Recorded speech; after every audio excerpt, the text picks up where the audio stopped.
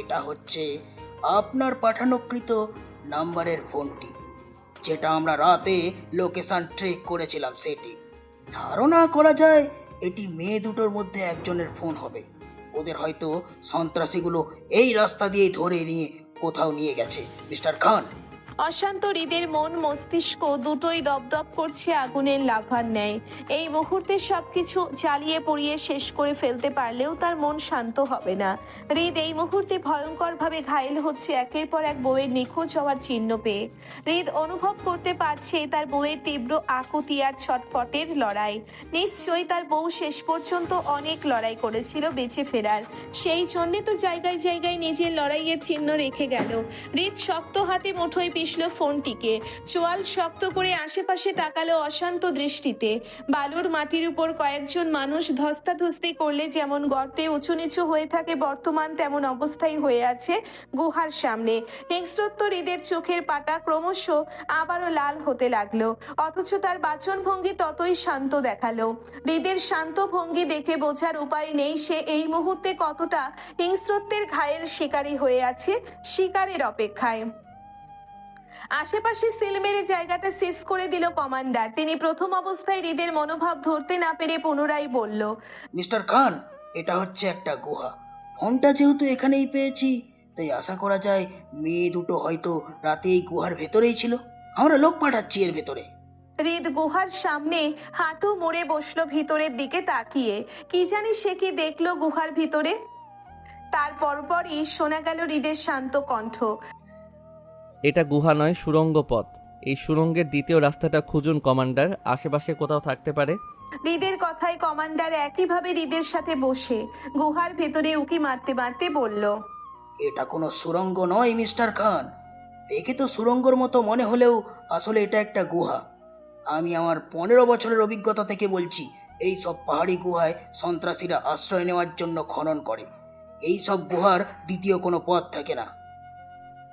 তীব্র মেজাজে হাতের মুঠোয় মায়ার ফোনটি পিষে তৎক্ষণাৎ জায়গা ছেড়ে উঠে দাঁড়ালো হৃদ। এই মুহূর্তে কমান্ডার হৃদের পাশে বসে থাকা মানেই পরিস্থিতি বিগড়ে যাওয়া। এমনই হৃদের মেজাজ হিংস্রত্বে হাইনারির হয়ে আছে, তো কখন থাবা বসাবে ঠিক নেই। মন মস্তিষ্ক জ্বলছে তপ্ত আগুনে, সেই জন্য হৃদ নতুন করে আর আগুন চালাতে চায় না। কমান্ডার দেখেই হৃদ এগিয়ে গেল সামনে। উপস্থিত বাকি র্যাব বাহিনীরও ট্র্যাকিং কুকুর নিয়ে দৌড়ালো হৃদের আগে আগে। পাহাড়ের উঁচু স্থান হতে অনেকটাই নিচে নামলো সুড়ঙ্গ পথের খোঁজে। একটা সময় হৃদের কথা মতো পেয়েও গেল। সুড়ঙ্গ মুখের খোঁজ পেতে কুকুরগুলো আবারও হইচই গ্যাও গ্যাও শব্দ করে চেঁচাতেই থামলো সবাই। পুনরায় শনাক্ত হলো মায়াদের ফেলে যাওয়া কিছু জিনিস। গুহার ভিতরে র্যাব ফোর্সের প্রবেশ ঘটতেই সেখানে থেকে উদ্ধার হলো রাফার ফেলে যাওয়া ছোট্ট ব্যাগটি আর মায়ার রক্তাক্ত সাদা হিজাবটি। দুটো জিনিস সংগ্রহ করে হৃদের হাতে তুলে দিতে হৃদ প্রথমে ব্যাগটা হাতে নিল। অস্থির অশান্ত মনে সেটি নাকে বাজাতেই অপরিচিত ঘ্রাণ আসলো ব্যাগ থেকে। হৃদ তৎক্ষণাৎ বুঝতে পারলো ব্যাগটা তার বউয়ের নয়। পুনরায় ব্যাগটি ফেরত দিতে দিতে মায়ার হিজাবটি তুলে নিল হাতে। আগের ন্যায় হিজাবটি আর নাকে বাজাতে হয়নি হৃদের, তার আগেই পরিচিত সুভাষ বাজলো নাকে। হৃদ থমকে যাওয়ার মতন হিজাবটির দিকে তাকিয়ে রইল গুটি কয়েক সেকেন্ড। পরিচিত সুভাষটা বলছে এই হিজাবটি তার বউয়ের। হিজাবের রক্তের ছিটা দাগ আর পাহাড়ি লাল মাটি ময়লা বর্ণনা করছে তার বউ রাতে এখানেই ছিল।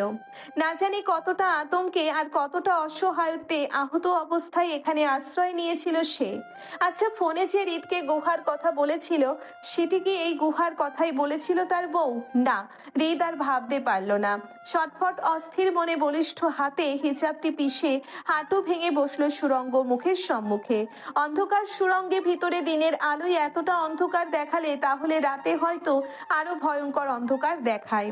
তার বউ নিশ্চয়ই ভয় পেয়ে আহাজারি করেছিল অল্প আলোর জন্য।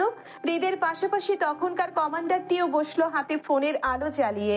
সুড়ঙ্গের ভেতরে আলো ফেলতে দেখলো ছোটখাটো গুহার মতন বেশ বড় সুড়ঙ্গ পথ ভেতরের দিকে চলে যাচ্ছে। কমান্ডার সেটি দেখে হৃদের দিকে তাকালো আর চোখে। এসব পাহাড়ি গুহার দ্বিতীয় রাস্তা থাকে না।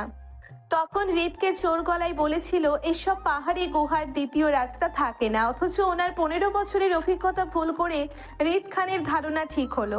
দেখা মাত্র কিভাবে বলে দিতে পারলো এটা গুহার নয়, সুড়ঙ্গ পথ ছিল। তিনি তো জানেন এসব গর্তের মতন দেখতে গুহার পাহাড় কেটে বানানো হয় শুধু পাহাড়ি জঙ্গিদের আশ্রয় দেওয়ার জন্য। যেমনটা মানুষ ঘর বানায় তেমন পাহাড় কেটে জঙ্গিরা গুহা বানায় তাদের নিরাপত্তার জন্য। কিন্তু হৃদ খানের ধারণা ওনার অভিজ্ঞতা থেকে এতটা প্রহর কিভাবে হয় এসব বিষয়ে, এত সহজ ভাষায় কিভাবে সবকিছু আগে আগে বলে দেওয়া সম্ভব। কমান্ডারের চিন্তা ভাবনার মাঝে হৃদ সুড়ঙ্গের ভিতরে হাত ঢুকিয়ে একটা মচমচে শুকনো পাতা হাতে নিল। হৃদকে গভীর মনোযোগ সহকারে পাতাটি দিতে তাকিয়ে থাকতে দেখে তিনিও তাকালো সেদিকে। দেখলো শুকনো পাতাটি রক্তের কালশিটে দাগে দুমড়ে মুচড়ে আছে। পাতাটি দেখে বোঝা যাচ্ছে কেউ একজন হয়তো এই পাতার সাহায্যে নিজের রক্তাক্ত স্থান পরিষ্কার করার চেষ্টা করেছিল। হৃদ পাতাটি হাতে নিয়েই আশেপাশে ছড়িয়ে ছিটিয়ে পড়ে থাকা আরো কিছু পাতার দিকে তাকালো।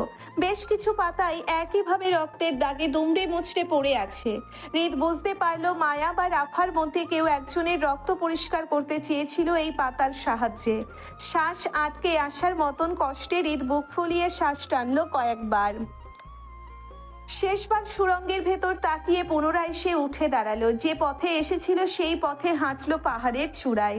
হৃদকে পাহাড়ের উঁচুতে উঠতে দেখে কমান্ডার উঠে দাঁড়াতে দাঁড়াতে তাড়াহুড়ো করে বলল, মিস্টার খান, আপনি কোথায় কোথায় যাচ্ছেন? আপনি আমরা তো যাবো নিচে, আপনি ওপরের দিকে যাচ্ছেন কেন?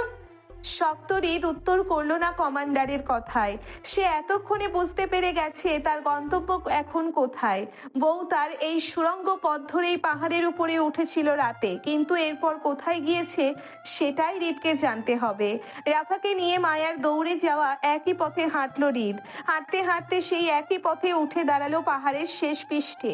হৃদ আশেপাশে তাকালো। নিজের ক্রিমিনাল মাইন্ড আর বিচক্ষণতা কাজে লাগিয়ে মায়াদের রাতের পরিস্থিতি বর্ণনা করতে চাইলো নিজে নিজে। বাজপাখির দৃষ্টি আর প্রহর ব্রেইন চালিয়ে আশেপাশে পর্যবেক্ষণ করতে করতে বর্ণনা করলো। পাহাড়ের শেষ পৃষ্ঠের চূড়ায় দাঁড়িয়ে এখান থেকে ফিরে যাওয়ার পথ বন্ধ। সামনে গহীন গভীর খাদ আর পিছনে ছিল জঙ্গি ছেলেগুলো। এখান থেকে ঘুরে পুনরায় দৌড়ানোর সুযোগ পাবে না তার বউ, কারণ এতে অনেক সময় লাগবে। ততক্ষণে ছেলেগুলোর হাতে ধরা পড়ার সম্ভাবনা বেশি। যদি তার বউ ধরা পড়তো তাহলে এতক্ষণ তার মৃতদেহটা হলেও হৃদ পেয়ে যেত, কারণ পাহাড়ের বুকে থাকা চোর ডাকাত জঙ্গি সন্ত্রাসী একটা মানুষকেও হৃদ ছাড় দেয়নি বন্দি করার থেকে। এর মানে তার বউকে রাতে কিডন্যাপ করা জঙ্গি ছেলেগুলো হৃদের হাতে বন্দি এই মুহূর্তে। হয়তো তার বউয়ের সন্ধান পেলে ছেলেগুলোকেও শনাক্ত করা যাবে। তাই হৃদের বিচক্ষণতা বলছে তার বউ রাতে জঙ্গিদের হাতে পড়েনি। হয়তো প্রাণ বাঁচাতে কিছু একটা করেছে, কিন্তু কি? পেছনে জঙ্গি ছেলেগুলো থাকলে মানুষ ইজ্জত বাঁচাতে অসহায় অবস্থায় কি করতে পারে? পাহাড় থেকে লাফ দিতে পারে। হৃদের হিসাব বরাবর মিলে যেতেই হৃদের বুক আতঙ্কে কাঁপলো। কম্পিত বুকে তাকালো নিচে। দিনের আলোয় উপর থেকে নিচে তাকালে মানুষের শরীরের লোম দাঁড়িয়ে যাওয়ার মতন ভয়ঙ্কর গহীনতা দেখা যায়। হৃদ মায়ার লাফিয়ে পড়া একই স্থানে দাঁড়িয়ে নিচে তাকালো। এক হাতে মায়ার হিজাব চেপে তো অন্য হাতে মুঠোফোনটি ধরা। অনড় দৃষ্টিতে পাহাড়ের উঁচু হতে তলদেশে তাকিয়ে। হৃদের আশেপাশে অসংখ্য মানুষের ভিড়। সবাই মায়াকে খুঁজে বেড়াচ্ছে, অথচ হৃদের বুক কাঁপছে এটা মানতে তার বউ হয়তো রাতে এই দিকটাই এসেছিল। জেনে বুঝে নয়তো অসাবধানতায় এই পাহাড়ের চূড়াই হতে নিচে পড়ে গিয়েছে। হৃদ শূন্য চোখে নিচে একদমে তাকিয়ে রইল। হৃদের হেলিকপ্টার ছাড়া বাকি 9টি হেলিকপ্টার দেখা গেল এই পাহাড়ের তলদেশেই উড়ে বেড়াচ্ছে মায়াদের খোঁজে। হৃদ নিজেও এতক্ষণ এই নিষিদ্ধ জায়গাগুলোতে মায়ার খোঁজ করেছিল, কিন্তু কোথায় পায়নি। হৃদ বুঝতে পারছে না, যদি মেয়ে দুটোর এই দিকটাই লাফিয়ে থাকে তাহলে এতক্ষণ পর্যন্ত তাদের একটার চিহ্ন পর্যন্ত কেউ পাচ্ছে না কেন? রাত থেকে এই পর্যন্ত সবাই খুঁজে খুঁজে ক্লান্ত। এখন সময় 10টার ঘরে। তার বউ যাবে তো যাবে কোথায়? মাটি খুঁড়ে হলেও পাহাড়ের তলদেশ থেকে বেরিয়ে যাওয়ার কথা, অথচ বিগত 12 ঘন্টা ধরে খোঁজাখুঁজির পরও কোনো হদিশ পাচ্ছে না কেউ।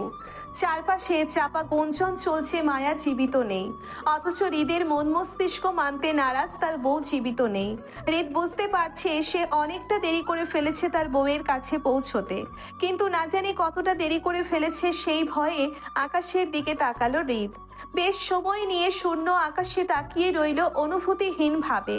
তার কঠিন ব্যক্তিত্ব নড়ে উঠছে বউয়ের দহনে, চোখের সামনে দুনিয়াটা ঘুরছে হারানো ব্যথায়। হৃদ তপ্ত দহনে ব্যথা সহ্য করতে না পেরে হঠাৎ বুক ফাটা আর্তনাদে চিৎকার করে উঠল গলা ফাটিয়ে। হৃদের চিৎকারে আশপাশটা ভয়াবহ হয়ে উঠল থমথমে। আকাশের দিকে তাকিয়ে হৃদের চিৎকারের ধ্বনি বলতে শোনা গেল, Rit, I hate you, I just hate you. তোর মতন অবাধ্য নারীর প্রয়োজন এই রিত খানের পড়ে না। শুনেছিস তুই? তোকে ছাড়াও আমি ভালো থাকবো, খুব ভালো থাকবো। হৃদের হঠাৎ চিৎকারে আশেপাশে সবাই থমথমে খেয়ে অবাক চোখে তাকালো হৃদের দিকে। একটা মানুষ কতটা ভিতর থেকে ভেঙে পড়লে এভাবে চেঁচাতে পারে পাহাড়ের বুকে? হৃদের প্রতিটি আর্ত চিৎকার ধ্বনি যেন পাহাড়ের বুকে প্রতিধ্বনিত হয়ে ফেরত আসছে বারে বারে। উপস্থিত শত শত মানুষ নিজেদের খোঁজাখুঁজি ছেড়ে শুধু হৃদের দিকে তাকিয়ে। হৃদের না বলা কথাগুলো যেন সবাই পড়তে পারছে।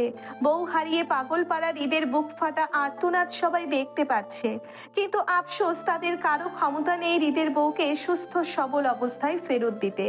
কারণ তাদের সবার ধারণা মেয়েটি হয়তো রাতে জঙ্গিদের হাতে পড়ে পাহাড়ের বুকে কোথাও মাটি চাপা হয়ে গেছে, যার জন্যে এখনো তারা মেয়েটির সন্ধান খুঁজে পাচ্ছে না। ক্লান্ত হৃদ আকাশের বুকে তাকিয়ে রইল তখনও। কয়েক সেকেন্ড সময়ের ব্যবধানে ক্রমশ চোখের পাতা বন্ধ করতে করতে শ্বাসরুদ্ধকর অবস্থায় হৃদ বিড়বিড় করে আওড়ালো, আমি ভালো নেই জান, তোকে ছাড়া নিঃশ্বাস আটকে আসার মতন কষ্ট পাচ্ছি আমি। প্লিজ জান, come back. I can't live without you. I can't, please come back please. তীব্র খচখচ আর গা চুলকানিতে গাঢ় ঘুমটা হালকা হতে শুরু করলো মায়ার। ঘুমের মধ্যে শরীর জ্বালা পোড়ার অনুভূতি হতেই কপাল কুঁচকে বিরক্তি প্রকাশ করলো তাতে। গাঢ় ঘুমের রেশ কাটাতে না পেরে পাশে ফিরে শুতে চাইলে বুঝলো কোথায় যেন একটা ঢুকে পড়ছে ধীরে ধীরে। শরীরে অদ্ভুত কিছুর উপস্থিতি পেল ঘুমের মাঝেই, যেটা শরীরের জায়গা জায়গায় চুলকানির রেশ বৃদ্ধি করছে। বিশেষ করে নাকে, মুখে, কাঁধে চুলকানির রেশ অনেকটা ঠাউর করতেই গাঢ় ঘুমটা ধীরেই হালকা হতে লাগলো মায়ার। বিরক্তি প্রকাশ করে ঘুম ঘুম চোখ টেনে খুলতে গিয়ে পলক ঝাপটে মুহূর্তেই চোখ খিচে বন্ধ করে নিল চোখে কিছু লাগাতে। অলস ভঙ্গিতে আবারও মায়া একইভাবে চোখ খুলতে গিয়ে নিজের অবস্থান পেল অন্ধকার কিছুর ভেতর। কোথায় আছে সেটার ধারণা তৎক্ষণাৎ করতে পারল না ও। মায়ার ঘুমন্ত মস্তিষ্ক জাগ্রত হতে বেশ কয়েক সেকেন্ড সময় ব্যয় হলো নিজের অবস্থান নিয়ে। তখনও থম মেরে শুয়ে রইল নিষ্ক্রিয় মস্তিষ্কে। অন্ধকার জগতে শুয়ে থেকে অলস ভঙ্গিতে তাকিয়ে রইল অল্প আলোয় উকি দেওয়া সেই সূর্যের রশ্মির দিকে। বেশ কিছুক্ষণ শুয়ে থাকার পর মায়া যখন অলস ভঙ্গিতে উঠে বসতে চাইল, নিজের শরীরের তীব্র চুলকানি অনুভব হতে কিন্তু উঠে বসতে গিয়ে যখন নিচের দিকে দেবে যাচ্ছিল শরীর, তখনই মায়ার মস্তিষ্ক ভয়ে তরাক করে জেগে উঠল আশপাশটা নিয়ে। ভয়ার্থ মায়া নড়াচড়া বন্ধ করে সতর্ক হলো। ঘুমের রেশ কাটিয়ে খোলা চোখে আশপাশটা তাকাতেই বুঝলো মায়ার কোনো মচমচে পাতার স্তূপে ঢুকে আছে। সাত সকালে মায়া গায়ে পাতার বিষয়টা বুঝলো না, রাতের কথাও তেমন মনে করতে পারছে না। শুধু ভয়ার্থ ভঙ্গিতে নিজের শরীর থেকে পাতার স্তূপ সরাতে সরাতে কানে বাজলো মানুষের তীব্র কোলাহল আর মাথার উপর কিসের যেন গম গম শব্দ। মায়া তৎক্ষণাৎ ধরতে পারল না এত শব্দগুলো কিসের। ভয়ার্থ মায়া শুধু আতঙ্কিত হলো নিজেকে নিয়ে। মায়ার মনে হলো সে রাতে নিজের বিছানায় শুয়েছিল, কিন্তু সকালে উঠে নিজেকে কোনো এক পাতা ঘেরা বিছানায় পাওয়াটা চারটিখানি কথা নয়। মায়ার ধারণা ওকে কোনো এক দুষ্টু বজ্জাত জিনের দল উঠিয়ে নিয়ে এসেছে নিজের আস্তানায়। সেই জন্য মায়া এই জঙ্গলে পড়ে। আচ্ছা, মায়ার সাথে যে জুই রাতে ঘুমিয়েছিল ওকে ধরে এনেছে দুষ্টু জিনের দল, নাকি মায়াকে একাই আনলো? আতঙ্কিত মায়া নিজের গায়ের পাতার স্তূপ যত সরাতে চাইল ততই নিচে গহীনে প্রবেশ করতে লাগলো। মায়ার শত চেষ্টাতে আরো ডেবেই যাচ্ছিল নিচের দিকে, যার ফলে মায়ার পুরো শরীর হারিয়ে গেল শুকনো পাতার নিচে। শুধু অল্প মাথা বের করে থাকলো খোলা আকাশের দিকে তাকিয়ে। মায়া ছটফটের মধ্যে দেখলো মাথার উপর আকাশে বেশ কিছু হেলিকপ্টারের উপস্থিতি। আতঙ্কিত মায়া আরো আতঙ্কিত হলো নিজেদের অবস্থান অপরিচিত কোনো এক জঙ্গল দেখে। মায়া আশপাশটা আতঙ্কিত চোখে ঘুরে তাকাতে তাকাতে রাতের ঘটনাগুলো মনে করতেই অস্থির। উত্তেজিত মনে আশেপাশে রাফাকে খুঁজলো। রাতে দুজন একই সাথে পাহাড় থেকে লাফ দিয়েছিল। মায়া যদি বেঁচে থাকে তাহলে রাফাও মায়ার আশেপাশে কোথাও থাকার কথা। ডুবন্ত পানিতে ডুবে মানুষ যেমন অল্প মুখ বের করে মাথা ভাসিয়ে রাখে, ঠিক তেমনিই মায়া নিজের অল্প মাথা ভাসিয়ে আশেপাশে হাতড়িয়ে রাফাকে খুঁজল অস্থির গলায় ডেকে। কয়েক সেকেন্ডের ব্যবধানে মচমচে পাতার ভিতর রাফার অবস্থান পেয়েও গেল মায়া। রাফার হাতে হাতে আঁকড়ে পাতার উপর সাঁতার কাটার মতন টানতে লাগলো উপরে তুলতে চেয়ে, কিন্তু মায়া রাফার হাত যত টানছে ততই যেন পাতার ভিতর ডুবে যাচ্ছে ঠাঁই না পেয়ে। মায়া বুঝলো এইভাবে ওরা এই খাদ থেকে উঠতে পারবে না, বরং আরো গহীনে ডুবে গেলে ওঠা মুশকিল হবে দুজনের। মায়া রাফার হাত আঁকড়ে স্থির হতে হতে রাফাকে ডাকলো উঁচু গলায়। অল্প সময়ের ব্যবধানে রাফার হুঁশও ফিরল মায়ার মতন করে। এত উপর থেকে পড়ে দুই বান্ধবী বেঁচে আছে সেই খুশিতে আত্মহারা হয়ে রাফা পাতার উপর দিয়েই মায়াকে জাপটে জড়িয়ে ধরলে মায়া তৎক্ষণাৎ চেঁচিয়ে উঠল আতঙ্কে। এই এই খবিস মাইয়া, ছাড় আমারে। পাহাড় থেকে পইরা না মরলেও এখন নিশ্চিত মরবো তোর কারণে। ভালোবাসা পরে দেখাস, আগে নিজের জান বাঁচাইলই। ছাড়। মায়ার আতঙ্কিত কথায় রাফা তৎক্ষণাৎ মায়াকে ছেড়ে দিতেই বুঝলো সত্যি সত্যি ওরা যত নড়াচড়া করছে ততই যেন পাতার ভিতর ডুবে যাচ্ছে। মায়া রাফা দুজনেই আশেপাশে তাকালো উপরে উঠতে চেয়ে, কিন্তু উপরে ওঠার মতন কোথাও কোনো রাস্তা খুঁজে না পেয়ে বুঝলো ওরা হয়তো বিশাল কোনো খাদে পড়েছিল রাতে। সেই খাদ কতটা গভীর জানা নেই, তবে পানিবিহীন শুকনো খাদে পাহাড়ি গাছের পাতা পড়ে জমে জমে সমতল ভূমির মতন হয়ে আছে। হুট করে দেখে বোঝার উপায় নেই এটা কোনো ভয়ঙ্কর খাদ হবে, অথচ ভাগ্য করে এই খাদই আজ মায়াদের জীবন বাঁচালো। আবার এই খাদ থেকে দ্রুত ওঠার রাস্তা খুঁজে না পেলে তাহলে এই খাদই আজ মায়াদের মরণের কারণ হবে। দুই বান্ধবীর জীবন বাঁচাতে চেয়ে নড়াচড়া করলো। ভাসমান পাতার উপর স্থির থাকার চেষ্টা করতেই রাফা আতঙ্কিত মুখে মায়াকে বলে উঠল, মায়া, আমরা এখান থেকে বের হব কিভাবে? চারপাশে এত পাতা দেখে মনে হচ্ছে বড়সড় কোনো পাতার খাদে পড়েছি।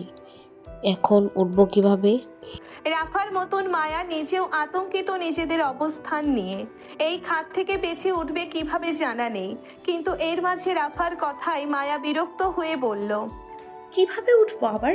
এই যে দেখ, তোর মাথার উপর আমার জামাইয়ের হেলিকপ্টার ঘুরে, দেখেছিস? এই হেলিকপ্টারে চড়ে আমি একা উপরে উঠবো আর তোকে পাতার ভেতর কবর দিয়ে যাব।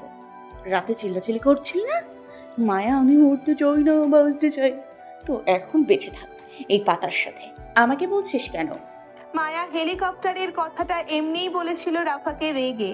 মায়ার ঘুণাক্ষরেও ধারণা ছিল না সত্যি সত্যি হৃদ হেলিকপ্টার নিয়ে ওর সন্ধানে ঘুরে বেড়াবে পাহাড়ের বুকে, বা মায়ার মাথার উপর ঘুরতে থাকা হেলিকপ্টারগুলো সত্যিই ওর জামাইয়ের হবে। মায়ার হেলিয়ে কথাগুলোই সত্যি হয়ে গেল। মায়াদের মাথার উপর ঘুরতে থাকা এক ক্যাপ্টেনের চোখে পড়ল খাদের অতলে থাকা মায়ার আর রাফার অল্প মুখটা। নড়াচড়া আর সন্দেহের বশে তৎক্ষণাৎ হেলিকপ্টার ঘুরে গেল মায়াদের আশেপাশে। রাফা তখন মায়ার কথায় বোকা হয়ে মায়ার দিকে এগিয়ে এসে শরীর ঘেঁষতে চেয়ে বলল, মায়া শোন না, আমার কাছে একটা বুদ্ধি আছে এই খাদ থেকে বের হওয়ার। রাগান্বিত মায়া আরো রেগে গেল রাফার শরীর ঘেঁষা দেখে। এমনি শরীর নিয়ে ঠাঁই পাচ্ছে না পাতার উপর কোথাও, তার উপর আবার শরীর প্রচুর জ্বালা পোড়া আর চুলকাচ্ছে তীব্রভাবে। এমন তো অবস্থায় রাফার শরীর ঘেঁষা মানে শরীরে জ্বালা পোড়া আরো বাড়িয়ে দেওয়া। মায়া পুনরায় রাফার উপর ক্ষেপে গিয়ে বলল, এই সর মাইয়া, সর। একদম ঘেঁষাঘেঁষি করবি না। এমনি পাহাড়ি পাতার জ্বালায় শরীর চুলকাচ্ছে, এখন আবার তোর ঘেঁষাঘেঁষিতে শরীরে আগুন লাগছে। রাফা, তুই সর, দূরে যা। মায়ার কথায় রাফা নিজের শরীরে তৎক্ষণাৎ জ্বালা পোড়া আর তীব্র চুলকানি অনুভব করতেই মায়ার কথায় তাল মিলিয়ে বলে উঠল, আরে তাই তো, আমার শরীরেও চুলকাচ্ছে কেন জানি। এমন একটা পরিস্থিতিতে রাফার এমন কথাটা বড্ড বেমানান লাগলো মায়ার কাছে। ওরা পাহাড়ি পাতার খাদে ডুবে আছে রাত থেকে। এসব পাতার ভিতরে অবশ্যই বিষাক্ত পোকামাকড় থেকে শুরু করে বিষাক্ত সাপের বসবাসও রয়েছে। আল্লাহ সহায় বলে এখনো পর্যন্ত এসব পাতার ভিতর থেকে কোনো বিষধর সাপ উঠে আসেনি আর ওদের কামড়ায়নি, কিন্তু তাই বলে আর কতক্ষণ বাঁচবে ওরা এইভাবে? আল্লাহ না করুক পাহাড়ে কোনো বিষধর সাপের তাড়নায় পড়লো দুজনের জান যাবে দুই সুবলে। আর এখন দুজনের গা চুলকাচ্ছে, হয়তো এসব পাতার ভিতরে থাকা বিষাক্ত পোকামাকড় উঠেছে ওদের গায়ে, সেজন্য শরীর জ্বালা পোড়া আর তীব্র চুলকানি হচ্ছে। মায়া রাফার কথার তেরা উত্তর দিতে দিতে বলল, মায়া তোর শরীরে আমি রাতে চুলকানির পাউডার ঢেলেছিলাম, মনে নেই? সেজন্য তোর শরীর এখন জ্বালাপোড়া করছে, বুঝেছিস? তুই এর কথা শেষ করার আগেই দেখলো চোখের সামনে অল্প দূরত্বে একটা হেলিকপ্টারকে তীব্র গমগমে শব্দ তুলে নামতে। সেখানে থেকে ক্যাপ্টেন আর দুজন বডিগার্ড দৌড়ে আসলো মায়াদের উদ্দেশ্যে। সত্যি সত্যি মায়াদের খোঁজ পেয়ে তৎক্ষণাৎ খবর পাঠালো একজন বডিগার্ড হৃদের কাছে। হৃদ তখন আকাশের বুকেই উড়ে বেড়াচ্ছিল মায়াদের খোঁজে। খবর পেতেই হৃদের হেলিকপ্টারটিও ঘুরে গেল মায়াদের উদ্দেশ্যে। ততক্ষণে এগিয়ে আসা ক্যাপ্টেন আর দুজন বডিগার্ড সাহায্য করলো মায়াদেরকে উপরে তুলতে। দড়ি ফেলে দুজনকে টেনে তুলতেই মায়া রাফা মাটির উপর শুয়ে পড়লো, শরীরে তীব্র ব্যথা আছড়ে পড়ে। কয়েক সেকেন্ড সময় নিয়ে দুজনেই উঠে বসলো আহত দুর্বল শরীরে। নিজেদের শরীরের দিকে তাকাতে দুজনেই ভূত দেখার মতন আতঙ্কে উঠে একে অপরের দিকে তাকিয়ে আবারও নিজেদের শরীরের দিকে তাকালো ঘুরে। পুরো শরীরে জায়গায় জায়গায় কাটা ছেঁড়ার দাগ। রাতে পাহাড়ের উঁচু নিচু পথে দৌড়তে গিয়ে শরীরের জায়গা জায়গা কেটেছে পাহাড়ি ছোট বড় গাছে লেগে। অসংখ্যবার তো দুজন পাহাড়ের পথে দৌড়তে গিয়েও পড়েছিল রাতে। মায়া নিজের শরীর দেখে আহাজারি করে উঠল। গায়ের সাদা কলেজ ড্রেসটাও শেষ, পাহাড়ি লাল মাটিতে লাল লাল হয়ে আছে। সেই সাথে বেশ কয়েক জায়গা গাছের ডালে টান লেগে ছিঁড়েও গেছে। মায়ার হিজাব কই পড়েছে কে জানে, গায়ের ক্রসিং বেল্টটাও পায়ের ক্ষতে বাঁধা। মায়ার নতুন কলেজ ড্রেস ছিল এটা, মাত্রই কয়েকদিন আগে বানিয়েছিল। আজ রাফার জন্য ড্রেসটা শেষ। মায়া দুর্বল শরীরে উঠে দাঁড়াতে দাঁড়াতে নিজের গায়ের ড্রেসটার দিকে তাকিয়ে রাফার উদ্দেশ্যে মেজাজ দেখিয়ে বলল, তুই আমারে সাবান কিনা দিবি রাফা? দেখ, তোর জন্য আমার নতুন ড্রেসটার ইজ্জত শেষ। তুই শুধু সাবান না, তুই আমার ড্রেস ধুইয়া দিবি, তারপর ছেঁড়া জায়গাগুলো সেলাই পর্যন্ত কইরা দিবি, নয়তো তোর খবর আছে দেখিস। রাফা মায়ার গায়ে ড্রেসটার দিকে তাকালো। সত্যি সত্যি ড্রেসটা ছিঁড়ে গেছে। রাফা মায়াকে শুধিয়ে কিছু বলতে চাইবে তার আগেই ক্যাপ্টেন হাতের দুটো পানির বোতল মায়া রাফার দিকে বাড়িয়ে দিতে দিতে বলল, আপনারা ঠিক আছেন মিস? নিন নিন, একটু পানি পান করুন দুজন। মায়া রাফা দুজনেই নিজেদের উপর থেকে দৃষ্টি সরিয়ে সামনে তাকাতেই দেখলো ক্যাপ্টেন পানির বোতল হাতে মায়াদের দিকে বাড়িয়ে দিয়ে দাঁড়িয়ে আছে। মায়ার হাতে ড্রেসটা ছেড়ে সোজা হয়ে দাঁড়ালো। বডিগার্ডগুলো মায়ার কেমন চেনা চেনা লাগলো, কিন্তু ক্যাপ্টেনকে অপরিচিতই লাগলো। মায়া আমতা আমতা করে পানিটা হাতে নিল। কে বা কারা হবে মানুষগুলো কে জানে। মায়া তো তাদের চিনে না। এখন এই মানুষগুলো যদি সাহায্যের নাম করে পুনরায় মায়াদের ক্ষতি করতে চায়, তাহলে আর লড়াই করার মতন এনার্জি মায়াদের শরীরে অবশিষ্ট নেই। মায়া সতর্কতা অবলম্বন করে পানির বোতলটা হাতে নিয়ে ভয়ার্থ মুখে আমতা আমতা করে জানতে চেয়ে বলল, আপনারা কারা? ক্যাপ্টেন অতি ভদ্রতা বজায় রেখে আন্তরিকতার সঙ্গে মায়ার কথায় উত্তর দিতে দিতে বলতে চাইল, আমরা রিদ খানে লোক ম্যাডাম, আপনাদের খোঁজে পুরো পাহাড়ের অভিযান চলছে। রিদ খান আপনার। ক্যাপ্টেনের বাকি কথা শেষ হওয়ার আগেই মায়াদের মাথার উপর দেখা গেল পরপর দুটো হেলিকপ্টারের উপস্থিতি। মায়া হৃদের নামটা শুনতেই মুহূর্তেই মনে পড়ল রাতে কল করেছিল হৃদকে মায়া। নিশ্চয়ই মায়াকে খুঁজতে ওর স্বামী আসবে, এটাই স্বাভাবিক। ইস, মায়া নিজের আতঙ্কে কিভাবে ভুলে গেল নিজের স্বামীর কথা। রাতে যে আবেগ ঢেলে স্বামীকে ফোন করেছিল, এখন ততটা মারাত্মকভাবে ওকে খুঁজছে হয়তো। ইস, মায়া তো রাতে মরলই না, উল্টে নিজের জন্য বিপদ বাড়ালো স্বামীকে কলটা করে। ওর স্বামী যে মানুষ, মায়াকে সামনে পেলে আস্ত রাখবে না এইবার। এই লোক তো জীবনেও কোনো কিছু ভোলে না, কড়াই কড়াই হিসাব করবে মায়ার থেকে সবকিছু। মায়ার না বলে টুরে আসাটা তো মারাত্মক পাপ ছিল। ইস, মায়া শেষ, জীবনটা তছনছ হয়ে যাবে যদি একবার পাষাণ জামাইয়ের হাতে ধরা পড়ে তো। জঙ্গি ছেলেদের হাতে থেকে বাঁচলো, পাহাড়ের এত উঁচু থেকে লাফ দিয়েও মায়া মরল না, কিন্তু জামাইয়ের হাতে ধরা পড়ার ভয় আর আতঙ্কে মায়া এইবার মারা যাবে নিশ্চিত। আল্লাহ জানে ফ্রিতে কয়টা থাপ্পড় পড়ে গালে। মায়া যতগুলো অপরাধ করেছে, এতে শুধু থাপ্পড়ে নয়, আরো ভয়ঙ্কর কিছু ওর কপালে আছে। কতদিন মায়া হৃদকে ইগনোর করলো, যোগাযোগ বন্ধ রাখলো, মিথ্যা বলে এঙ্গেজড হলো অন্য কারোর সাথে, তারপর আবার না করার শর্তেও অবাধ্য হয়ে টুরে এসে নিজের বিপদ বাড়ালো। আল্লাহ, এত অপরাধ মায়া কখন করলো? আতঙ্কে মায়ার মাথা ঘুরে চক্কর কাটার মতন চোখে ঝলমল করলো নিজের অপরাধের হিসাবটা গুলো। আচ্ছা, মায়া নিজের স্বামীর হাত থেকে বাঁচতে বেহুশ হওয়ার নাটক করলে কেমন হবে? দরকার হলে আগামী 7 দিন মায়া বেহুশ হয়ে পড়ে থাকবে হসপিটালে, তারপরও চোখ খুলবে না। যেদিন বুঝবে পরিবেশ ঠান্ডা হয়েছে সেদিন না হয় মায়া চোখ খুলে দুনিয়াটা দেখবে, ততদিন না হয় ও বেহুশই থাকলো। আতঙ্কিত মায়া কি করবে তখনও বুঝতে না পেরে তৎক্ষণাৎ মাথার ওপর তাকালো। অল্প দূরত্বে উড়তে থাকা হেলিকপ্টারগুলোকে মাটিতে নামতে দেখে মায়া কলিজা লাফিয়ে উঠল ভয়ে। হৃদ পারে না হেলিকপ্টার থেকে লাফিয়ে পড়তে, মায়াকে সুস্থ সবল অবস্থায় দাঁড়িয়ে থাকতে দেখে। অস্থির উত্তেজিত হৃদ হেলিকপ্টার নামার আগেই সেখান থেকে লাফিয়ে পড়ল। হৃদকে হেলিকপ্টার থেকে লাফিয়ে পড়তে দেখে আতঙ্কিত মায়া তৎক্ষণাৎ রাফার হাত চেপে ধরল পালানোর উদ্দেশ্যে। হৃদকে মায়াদের উদ্দেশ্যে দৌড়তে দেখে মায়া আতঙ্কিত মুখে চেঁচিয়ে উঠে বলল, রাফারে আমি শেষ, এতক্ষণ না বললেও এবার নিশ্চিত মরবো, দ্রুত পালা রাফা। বলতে বলতে মায়া রাফার হাত চেপে উল্টো পথে দৌড়ালো হৃদের হাত থেকে বাঁচতে। উপস্থিত দুজন বডিগার্ড সহ ক্যাপ্টেন তিনজনই বোকার মতন থমথমে খেয়ে গেল মায়াকে হৃদের ভয়ে দৌড়তে দেখে। যে হৃদ খান রাত থেকে পাগলের মতো অবিরাম বউকে খুঁজে বেড়াচ্ছে, সেই বউ হৃদ খানকে ভয় পাচ্ছে কেন সেটা বুঝলো না ক্যাপ্টেন।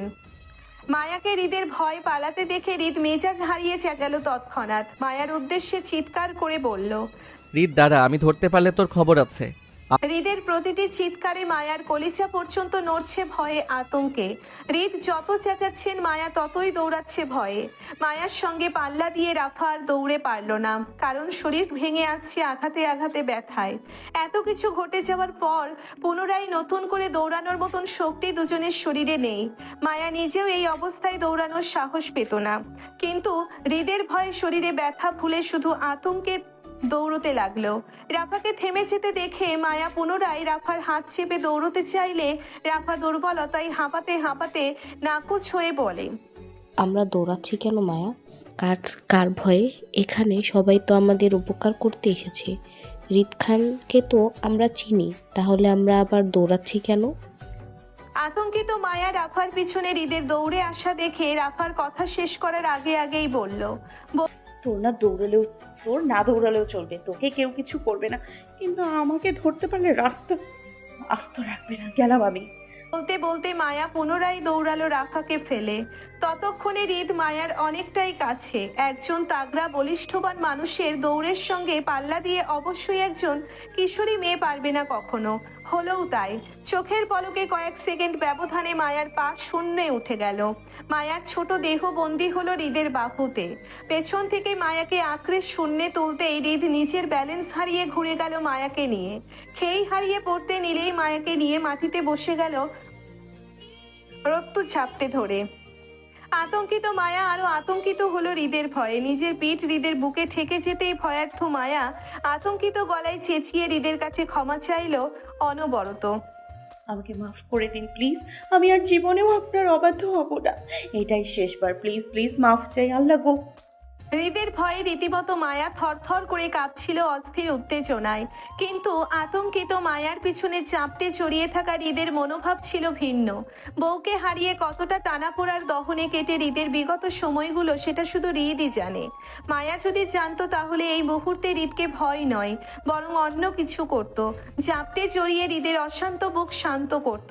কিন্তু মায়া হৃদের শত পাগলামো সম্পর্কে অবগত ছিল না, যার জন্য হৃদকে এই মুহূর্তে ভয় পাওয়া ছাড়া অন্য কিছুই মায়ার মাথায় ছিল না। ঘায়েল হৃদ মায়াকে জড়িয়ে ধরতেই চুপ করে গেল। হৃদের ভয়ঙ্কর নিশ্চুপতা বর্ণনা করছে তার রুহু ফিরে পেয়েছে মায়াকে পেয়ে। গোটা রাত থেকে এই পর্যন্ত হৃদ হারানো তীব্র দহনে পড়ছিল এতক্ষণ। মায়াকে সামনে পেয়ে হৃদের আটকে আসার শ্বাসটা যেন ধীরে চলছে থেমে থেমে। হৃদ মায়াকে পেছন থেকে চাপটে জড়িয়ে সেই অবস্থায় হাঁটু গেড়ে বসে থাকলো মাটিতে। নিজের বলিষ্ঠ দেহে মায়াকে বন্দি করতে করতে মুখ ডুবালো মায়ার কাঁধে। মায়ার শরীর তখনও টকটক করে কাঁপছিল হৃদের ভয়ে।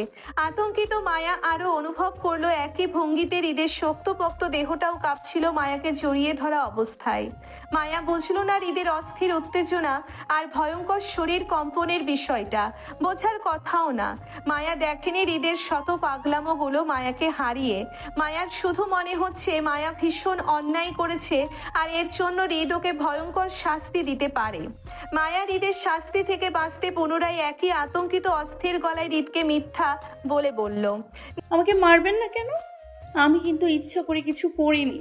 আমি ট্যুরেও আসতে চাইনি। আমার আব্বু বলেছিল জুই সাথে আসতে, সেজন্য এসেছি। সত্যি বলছি। নিশ্চুপ হৃদ তখনও একইভাবে মায়ার কাঁধে কপাল ঠেকিয়ে মায়াকে চাপটে জড়িয়ে বসে রইল। হৃদের নিশ্চুপতা আর ধীরে ধীরে নিঃশ্বাসের গতি বলছে সে কতটা ক্লান্ত। মায়া হৃদের মুখটা দেখতে পারল না, তবে মায়ার মনে হলো হৃদ হয়তো ক্লান্তিতে ঘুমিয়ে পড়েছে মায়ার কাঁধে। আচ্ছা, এত অল্প সেকেন্ড মাঝে কেউ ঘুমাতে পারে নাকি? মায়া জানে হৃদ ঘুমায়নি, কিন্তু কিসের জন্য এত ক্লান্তিতে আছেন উনি? মানুষটাকে কোনো কিছু নিয়ে খুব চিন্তিত ছিলেন এতক্ষণ। মায়াকে নিয়ে টেনশনে ছিল তাহলে? হ্যাঁ, মায়াকে নিয়ে টেনশন থাকতেই পারে। মায়া তো নিখোঁজ ছিল এতটা সময়। মায়াকে নিয়ে চিন্তিত থাকলে তাহলে নিশ্চয়ই ওর স্বামী ওকে আর শাস্তি দিবে না কোনো কিছু নিয়ে। মায়া এমনিই বেঁচে যাবে। এই অস্থির পরিস্থিতিতে মায়া শুধু হৃদের হাত থেকে নিজেকে বাঁচানোর কথাই ঘুরল। অথচ মায়াকে জীবিত অবস্থায় পেয়ে যে কারো আটকে থাকা শ্বাসটা চলছে ক্রমশই, সেটা বুঝলো না সে। মায়া এবার নিজেও চুপ করে গেল হৃদের ভয়ে। সময় নিয়ে হৃদ সুস্থির হতে হতে নিজের হাতে বন্ধন শক্ত করলো মায়ার শরীরের উপর।